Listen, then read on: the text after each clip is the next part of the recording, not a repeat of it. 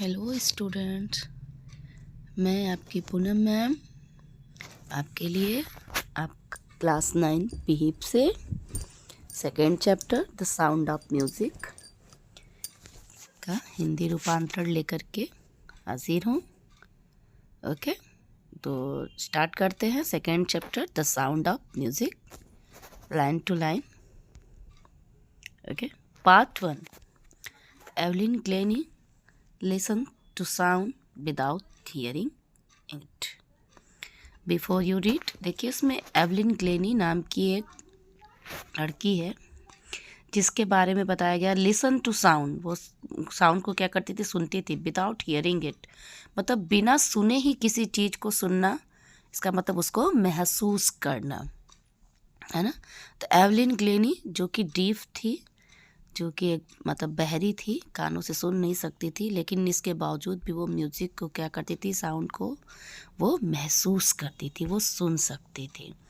तो ये चैप्टर उसी के बारे में बताया गया है। देखिए बिफोर यू रीड इसमें बताया गया है, God may have taken her hearing but he has given her back something extra ordinary. मतलब भगवान ने भले उसके पास सुनने की जो शक्ति थी वो नहीं थी, उसको नहीं दी थी, but he has given her back something extraordinary, लेकिन इसके बदले में उन्होंने उसको कुछ एक्स्ट्राऑर्डिनरी, कुछ अलग सा उसके पास था। What we hear she feels far more deeply than any of us. हम लोग जो सुन सकते हैं ना, वो उसको फील करती थी, उसको महसूस करती थी। और for more deeply than any of अस मतलब हम लोगों से ज़्यादा, मतलब हम जितना सुन के नहीं महसूस कर सकते, उससे कहीं ज़्यादा वो उस चीज़ को महसूस कर लेती थी। That is why she expresses music so beautifully. और यही कारण था कि उसने म्यूजिक को मतलब संगीत को उसने इतने अच्छे से एक्सप्रेस मतलब वर्णित किया है। Read the following account of a person who fought against a physical disability and made her life a success story. तो हम जो ये स्टोरी पढ़ेंगे इस अकाउंट मतलब इस कहानी में ए पर्सन मतलब एक ऐसी लड़की की कहानी, वो fought against a physical disability मतलब एक शारीरिक कमी जिसको मतलब वो बहरी थी, and made her life a successful story. और इसके बावजूद भी वो अपने जीवन को कैसे एक सक्सेस स्टोरी के रूप में परिवर्तित करती है। So let's start. Thus our crowds jostle for position on the underground train platform. A slight girl, looking younger than her 17 years, was nervous yet excited as she felt the vibration of the approaching train.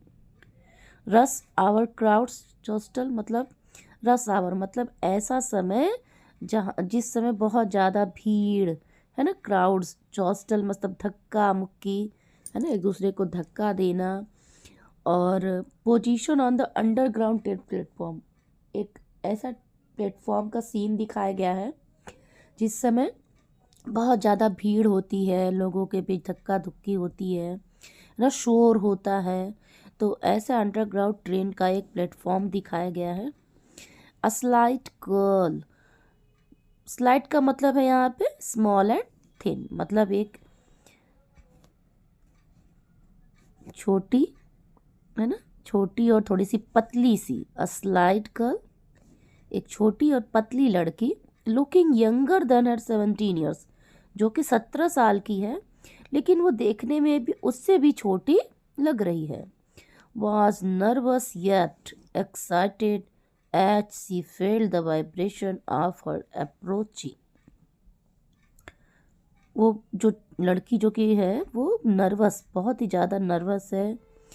क्यों है excited? ऐसी fail the vibration कि वो train के पहुंचने के vibration को वो क्या कर रही है, महसूस करी कि हाँ वो ट्रेन जो कि अब वो प्लेटफॉर्म पर पहुंच गया है।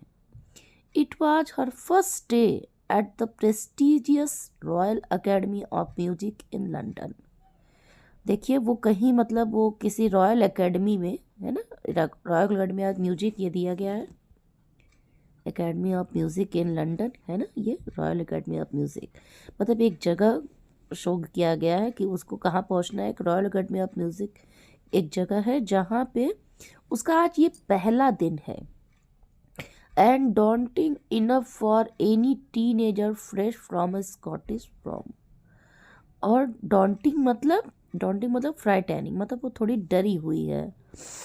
Enough for any teenager, teenager का मतलब वही हुआ, मतलब वो 17 साल का उसको दिखाया गया है ना। तो जो 14 से लेकर के ये 18 तक की उम्र के ऐसे लोग होते हैं उनको टीन एज कहते हैं, है ना। जैसे जैसे 13, 14, 15 जिसमें टीन लगा होता है, इन, है ना, तो वो किस में आते हैं, टीनेजर में। जैसे 17, 18, है ना, 19, ये 19 तक हम क्या बोलेंगे, टीनेजर। इसके बाद 20 आ जाता है तो वो फिर दूसरा हो जाता है, ठीक है। आई थिंक आप समझ रहे हैं। ओके, फिर आगे, from phrase from A Scottish form, मतलब जो वो एक स्कॉटिश एक फॉर्म से है और वो लंदन के म्यूजिक स्कूल में जो है वो उसका आज पहला दिन है। But this aspiring musician faced a bigger challenge than most. She was profoundly deep. लेकिन इसके बावजूद भी वो जो लड़की है फेस्ड अ बिगर चैलेंज, वो एक बड़ा चैलेंज जो है वो उसको देखना पड़ता है। जितना दैन मोस्ट, मतलब जितना उसने एक्सपेक्ट नहीं किया था उसके बावजूद भी उसको इससे बड़ा चैलेंज उसको फेस करना पड़ता है। And she was profoundly deep, और वो पूरी तरीके से क्या है, मतलब वो सुन नहीं सकती है। डीप, डीप मतलब क्या होता है, बहरापन, है ना, मतलब वो सुन नहीं सकती है। इसके बावजूद भी उसको जो है ये जो है उसको ये चैलेंज जो है वो झेलना पड़ता है। आगे देखिए, Evelyn Glennie's loss of hearing had been gradual, मतलब एवलिन ग्लेनी जो है वो एक म्यूजिशियन बनना चाहती थी, है ना, एक संगीत में उसकी इतनी रुचि थी तो वो एक म्यूजिशियन बनना चाहती थी। और इसके लिए उसको कितना चैलेंज करना पड़ता है, उसको इसके जीवन में क्या क्या कठिनाइयाँ आती हैं, है ना, जितना उसने सोचा भी नहीं था उससे कहीं ज़्यादा। तो वही इस चैप्टर में हम आपको, मतलब ये हर चीज़ आपको देखने को मिलेगा। Evelyn Glennie's loss of hearing had been gradual. Her mother remembers noticing something was wrong when the 8 years old Evelyn was waiting to play the piano. देखिए, एवलिन ग्लेनी की जो ये हियरिंग थी, मतलब ये जो वो सुनने की वो थी, हैड बीन ग्रेजुअल, मतलब ये अचानक से ही, मतलब ये उनके जीवन में हुआ था। हर मदर रिमेम्बर्स, उनकी माता मतलब ये बताती हैं कि उनको याद है, समथिंग वॉज रॉन्ग, कि कुछ ऐसा गलत तो हुआ था। वेन द 8-year-old एवलिन, मतलब जब एवलिन 8 साल की थी, was waiting to play the piano, और वो पियानो बजाने का मतलब का इंतज़ार कर रही थी। They called her name and she did not move, तो उन्होंने उसके नाम को पुकारा, मतलब उन्होंने एवलिन को पुकारा होगा, but she did not move, लेकिन वो उसने मुड़ करके कोई जवाब नहीं दिया था, मतलब उसका कोई रिस्पॉन्स नहीं था। तो उनकी माँ बताती है, I suddenly realized she had not heard, तब मुझे ये महसूस हुआ कि मतलब वो सुन नहीं सकती थी। Says Isabel Glennie, Isabel Glennie मतलब ये उनकी मदर है ना, ये नेम देखिए यहाँ पे आया उनकी मदर का, इसाबेल ग्लेनी। एवलिन ग्लेनी की मदर जो है उन्होंने ये बताया कि मतलब जब वो 8 साल की थी तब मतलब उन्होंने ये नोटिस किया कि वो एवलिन जो है वो सुन नहीं सकती। For quite a while Evelyn manage to conceal her growing deepness from friends and teachers. इसके बावजूद भी जो एवलिन थी वो अपने मतलब मैनेज टू कंसील, अपने जो ये डीपनेस थी उसको अपने दोस्तों से, अपने टीचरों से वो क्या करती थी, उसको कैसे भी मतलब वो उसको ले करके चली थी, कैसे भी मतलब इन लोगों को पता ना चल पाया, उसको कैसे भी मैनेज कर लेती थी. But by the time she was 11, her marks had deteriorated and her headmistress asked her parents to take her to a specialist. लेकिन देखिए ये सब चीज़ें बहुत ज़्यादा दिनों तक नहीं छुप सकती हैं. तो मतलब वो कुछ दिनों तक तो एवलिन ने उस चीज़ को मैनेज किया, अपने दोस्तों से, अपने टीचरों से कैसे भी वो करके मतलब उस चीज़ को कर लेती थी. लेकिन बट बाय द टाइम, लेकिन जैसे जैसे समय बीतता है और एंड शी वॉज 11, जब वो 11 साल की हो जाती है, her marks and deteriorated and her mistress asked her parents, मतलब उसके जो मार्क्स थे वो दिन ब दिन क्या हो जाते थे, कम होते जा रहे थे. मतलब कोई, अब आप भी लेसन नहीं सुन पाओगे तो उस चीज़ को समझ कैसे पाओगे. तो ग्लेनी के साथ यही होता था, वो ठीक से सुन पाती थी और उसके जो मार्क्स थे वो दिन ब दिन वो क्या थे, वो नीचे, उसका जो ग्रेड था वो नीचे गिरता जा रहा था. तो उसकी जो हेड मिस्ट्रेस थी वो, उन्होंने उसके पेरेंट्स को मतलब उससे अर्ज किया, मतलब उनसे को बुलाया, फिर उनको कहा कि ग्लेनी को हम किसी स्पेशलिस्ट को दिखाना चाहिए, है ना, किसी स्पेशलिस्ट से ग्लेनी को मिलाना चाहिए. It was then discovered that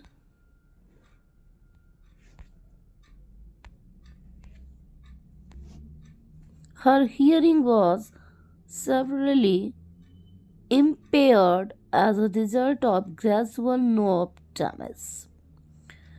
तो जब स्पेशलिस्ट के पास उनकी मदर ले गई और ये मतलब खोजा गया कि आखिर रीज़न क्या है कि इनको सुनाई नहीं देता, तो ये पाया गया है कि as a result of gradual nerve damage, मतलब कुछ ऐसा नर्व था, ऐसी नस, कुछ ऐसी नसें थीं, कानों की कुछ ऐसी नसें थीं जो कि डैमेज, मतलब ख़राब हो गई थी, जिसके कारण से वो सुन नहीं सकती थी.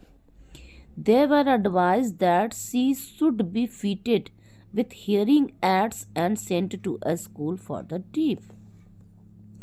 अब जो डॉक्टर लोग थे ना, उन्होंने उनकी मदर को एडवाइस किया कि should be fitted with hearing aids, मतलब उनके कानों में कुछ ऐसा सुनने वाली मशीन वगैरह नहीं होती है, कुछ ऐसे हियरिंग एड्स लगा देंगे जिसके कारण ये सुन सकेंगी, और sent to a school for the deaf, और इन्हें कुछ मतलब ऐसे स्कूल में भेज दिया जाए जहाँ मतलब वो बहरों वाली स्कूल होती है ना, गूंगे बहर वाली स्कूल है, तो मतलब उन स्कूल में इसको भेज दिया जाए.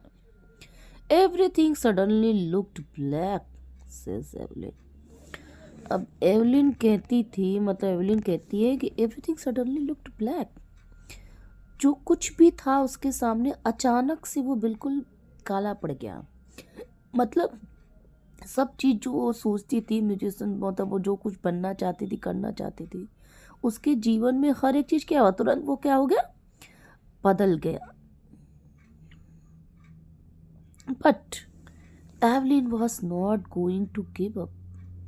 She was determined to lead a normal life and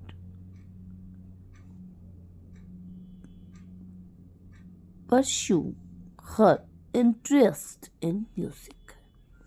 लेकिन जो एवलिन थी was not going to give up, वो मानने को तैयार नहीं थी, मतलब वो गिव अप करने को तैयार नहीं थी, वो हारना नहीं चाहती थी. She was determined to lead a normal life. वो एक आम इंसान की तरह अपना जीवन जीना चाहती थी, मतलब वो भी औरों की तरह ही और बच्चों की तरह ही नॉर्मल लाइफ जीना चाहती थी. वो बहरों और गूंगो बहरों के स्कूल में नहीं पढ़ना चाहती थी, है ना. And pursue her interest in music, और उसका जो म्यूजिक में इंटरेस्ट था, है ना, जो उसका म्यूजिक से लगाव था, वो उसका पीछा कर, मतलब उसका पीछा वो करती रही, मतलब उसका लगाव उससे छूटा नहीं. One day she noticed a girl playing a xylophone and decided that she wanted to play it too.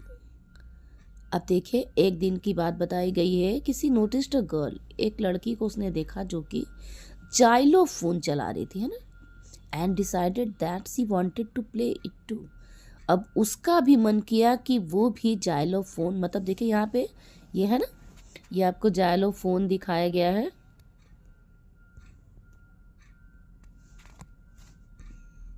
ये देखिए, ये इस प्रकार का ऐसा एक इंस्ट्रूमेंट होता है ना, एक म्यूजिकल इंस्ट्रूमेंट होता है जो ऐसे वुडन स्टिक से जो है इसको मार मार के ऐसे बजाएंगे तो आप वो धुन निकलती है, ठीक है। तो ये ऐसे जाइलोफोन था, तो वो एक लड़की को देखती है तो वो भी सोचती है कि मैं भी मतलब उसको मैं भी चलाऊं, है ना। मोस्ट ऑफ द टीचर्स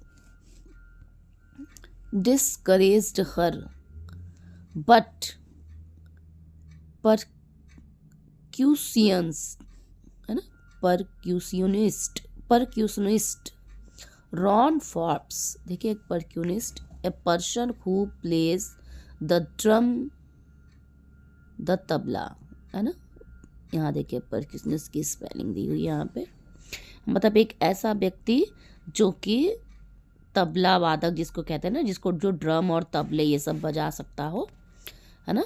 तो वो most of the teacher discouraged her, मतलब बहुत सारे टीचर्स ने उसको डिस्करेज किया कि नहीं तुम कुछ नहीं कर सकती हो, तुम ये नहीं सुन सकती, तुम ये नहीं बजा सकती हो। लेकिन एक एक ऐसे म्यूजिशियन, एक मतलब एक ऐसे टीचर थे जिनका नाम रॉन फॉर्ब्स था ना, रॉन फॉर्ब्स, ठीक है। स्पॉटेड हर पोटेंशियल, उन्होंने उसकी पोटेंशियल मतलब उसकी जो लगाव था उसके प्रति, म्यूजिक के प्रति, उसको उन्होंने अनुभव किया, उसको उन्होंने समझा। He began by tuning two large drums to different notes. He began by tuning two large drums. अब उन्होंने क्या किया, मतलब जो रॉन फॉर्ब्स थे,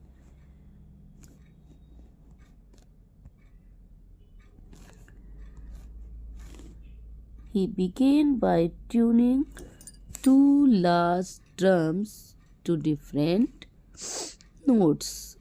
Don't listen through your ears, he would say. अब वो क्या करते हैं कि दो बड़े बड़े ड्रम जो है वो डिफरेंट, वो अलग अलग धुन में उसको क्या करते हैं, डिफरेंट मतलब अलग अलग ट्यूनिंग में उसको बजाते हैं, और उससे कहते हैं, किससे, एल्विन ग्लेनी से कहते हैं, don't listen through your ears, कि तुम अपने कानों के जरिए इसको मत सुनो।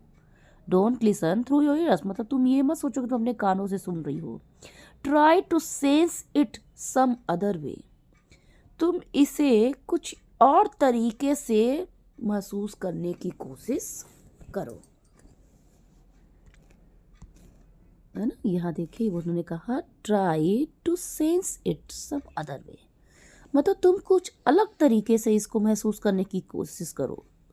सेस एवलिन, उन्होंने एवलिन से कहा कि तुम इसे जो है अपने कानों से नहीं बल्कि इसे महसूस करने की कोशिश करो अलग तरीके से। Says Evelyn, suddenly I realized I could feel the higher drum from the waist up and the lower one from the west down. अब एवलिन मतलब कहते कि अचानक से मुझे ये रियलाइज मतलब ये महसूस हुआ, आई कुड फील मतलब मैं महसूस कर रही थी, द हायर ड्रम मतलब जो तेज बज रही थी, जो ड्रम जो ऊंची ड्रम थी जो तेज बज रही थी, फ्रॉम द वेस्ट अप, वो हमारे मतलब वेस्ट अप का मतलब क्या है, हमारे ये सीने से ऊपर वाला जो हिस्सा था, है ना, वो ऊपर वाले हिस्से में मुझे क्या कर रही थी, वो मुझे वो धड़कन महसूस हो रही थी। And lower one from the waist down, और जो दूसरा ड्रम बज रहा था जो कि धीरे बज रहा था, वो मेरे कमर के नीचे मतलब मुझे वो महसूस हो रहा था। मतलब ये समझ रहे हैं, मतलब वो दो ड्रम बजा रहे थे, कुछ तेज़ था कुछ धीमी आवाज़ में था। तो जो हायर ड्रम था, जो मतलब ज़्यादा आवाज़ वाला जो ड्रम कर रहा था, उसको वो ऊपर की ओर महसूस करती है। वेस्ट मतलब ये कमर वाला हिस्सा आपका, ये जो नीचे का है वो वेस्ट है ना, बेली के ऊपर वाला हिस्सा वेस्ट अप हो गया और नीचे वाला वेस्ट डाउन। तो वो उन चीज़ों को उसने क्या किया, एवलिन ने महसूस किया। फॉप्स रिपीटेड द एक्सरसाइज। अब फॉप्स ने इस एक्सरसाइज को, मतलब इस चीज को क्या किया, रिपीट किया, बार बार इस चीज को दोहराया और एवलिन को इस चीज को महसूस करने के लिए क्या। And soon Evelyn discovered that she could sense certain notes in different parts of our body. और एवलिन को ये महसूस हुआ, एवलिन को मतलब ये लगा कि नहीं, she could sense certain notes, मतलब उसके बॉडी में हर जगह कहीं ना कहीं, मतलब उस सेंस को, वो उस म्यूजिक को वो क्या कर रही है, महसूस कर रही है। I had learn to open my mind and body to sounds and vibration. अब उसने क्या किया, I had to learn, open my mind का मतलब उसने पूरी तरीके से अपने दिमाग को क्या किया, उस साउंड और वाइब्रेशन, मतलब उस आवाज़ और उसकी जो तरंगे थी ना उस म्यूजिक की, उसमें उसने उसको सीखने में उसने लगा दिया। टू ओपन आवर माइंड्स का मतलब यहाँ पे है पूरी तरीके से अपने आप को उसमें उसने उतार लिया। The rest was sheer determination and hard. अब जो उसका सीखने का तरीका था ना, the rest was sheer determination and hard work. अब वो उस क्षेत्र में उधर तो गई थी, म्यूजिक के क्षेत्र, मतलब उसने मान लिया था, तो ये कार्य तो कठिन था, ये कार्य जो है वह कठिन था। She never looked back from that point onwards. अब देखिए आगे वो मतलब ये कहते हैं, she never looked back from that points. जब उसने इस पड़ाव पर अपने आप को सेट कर लिया, मतलब वो जब म्यूजिक का महसूस करने लगी, उसके बाद उसने कभी भी पीछे मुड़ के नहीं देखा। She toured the United Kingdom with a youth orchestra and by the time she was 16 she had decided to make music her life. देखो वो यूनाइटेड किंगडम में एक ऑर्केस्ट्रा का ग्रुप था, अ यूथ ऑर्केस्ट्रा मतलब जवान लोगों का जिसे कहे ना, कि एक ऑर्केस्ट्रा ग्रुप था जिसके साथ ग्लैनी भी जो है उस टूर पर गई। एंड बाय द टाइम मतलब उस समय कितने ईयर की थी, शी वाज 16, उस समय वो 16 ईयर्स की थी, ठीक है, she was 16। She had decided to make music her life, और उस समय उसने डिसाइड किया कि म्यूजिक ही उसका जीवन है, मतलब वो संगीत को ही अपना सब कुछ मानती है। She auditioned for the Royal Academy of Music and scored one of the highest marks in the history of the academy। अब उसने रॉयल एकेडमी ऑफ म्यूजिक है ना, वहाँ उसने